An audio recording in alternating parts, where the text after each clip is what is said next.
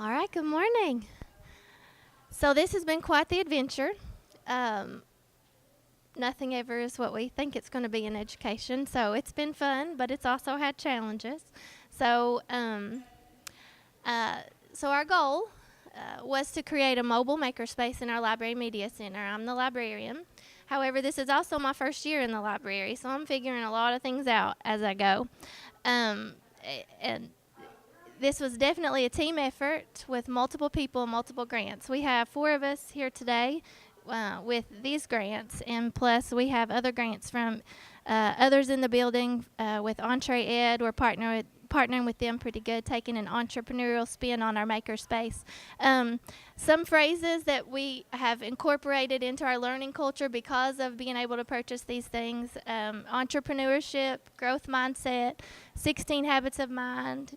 Just the word STEAM thrown around with our kids and them knowing what all the letters were. My daughter's a third grader, and so she rattled off what all the letters meant. Sometimes we throw around things and they don't really know what we're saying. So then Project STEAM, or our junior engineers, is a group of 4th through 6th graders that meet weekly after school on Tuesdays. They stay an hour and a half after school. And our goal with them was to get our equipment that we've been purchasing started somewhere. So we had to start with some of our kids that were maybe really interested or willing to do the work, and so they stay after school to learn how these things work. And then when the classroom teacher incorporates it, then they're a leader and they already know what to do and that they can implement. Students at all grade levels have been introduced to a new mindset and STEAM activities through the library, but that's just part of the puzzle. We did a survey on growth mindset. That was sort of our main focus, was creating a growth mindset through these maker space activities. So our pre-survey results were overall we did have a fixed mindset tendency, which is what we expected. Some of the scores, we had sort of question statements, and they had to put how strongly they agreed or disagreed with the statement. Was a challenge in itself. We kind of had to modify for younger students being able to do that. And challenging tasks are interesting to me. They scored a 3.7 out of 5. 65% of our second and third grade students agreed that people who are successful were born that way.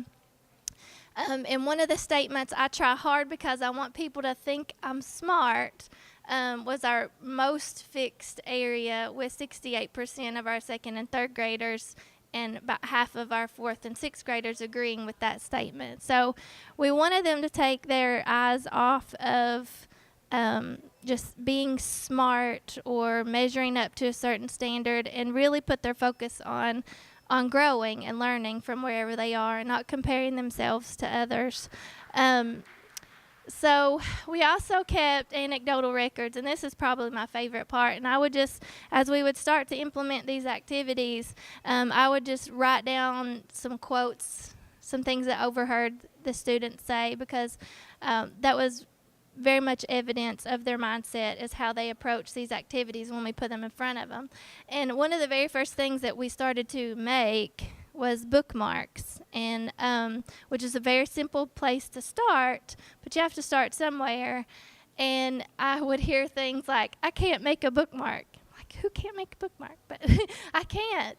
What we heard, I can't, whatever we put in front of them. I don't know how to use a hole punch, so they were the simple things. And then we would build, this is hard. And then you'd hear somebody say, yeah, you're right, this is hard. When I was given that growth mindset survey, one of the kids said, this is harder than K-Prep. They just hadn't really thought about what they think about learning. They hadn't really taken the time.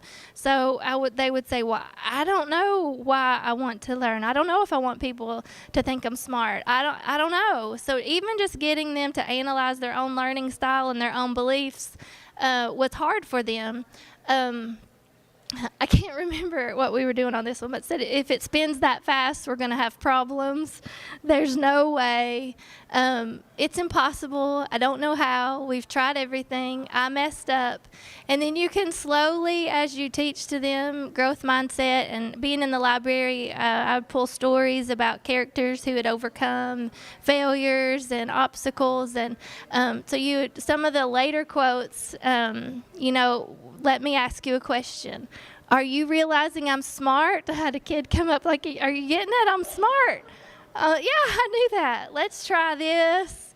I can't do it this way, but maybe I can try this way. And that is the epitome of what we want is, well, this failed, but I'm going to keep going.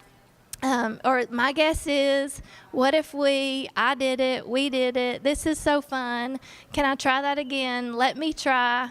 I think I can make it better. So that's my favorite part, is just kind of hearing them grow in their mindsets. So this is a picture of the library. I sort of stood up on something. You have to be willing to make a mess and let them make a mess and then teach them to clean it up.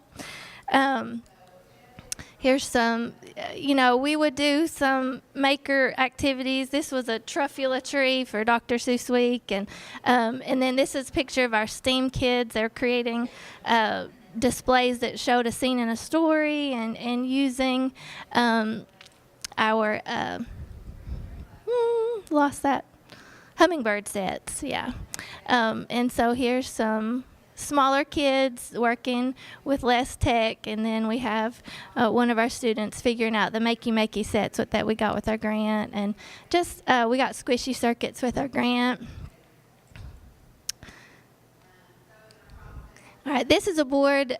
These are our 16 habits of mind, and this is a magnetic board that we got with our grant, and there are whiteboards that go with it that are magnetic, and they can plan and design and create and put that up there. And it's funny, you have to be willing to grow yourself and to fail yourself and to show them what that looks like. So I was introducing the board to a class, and I put the marker board up there, and it just slid right off. So we have to add more magnets.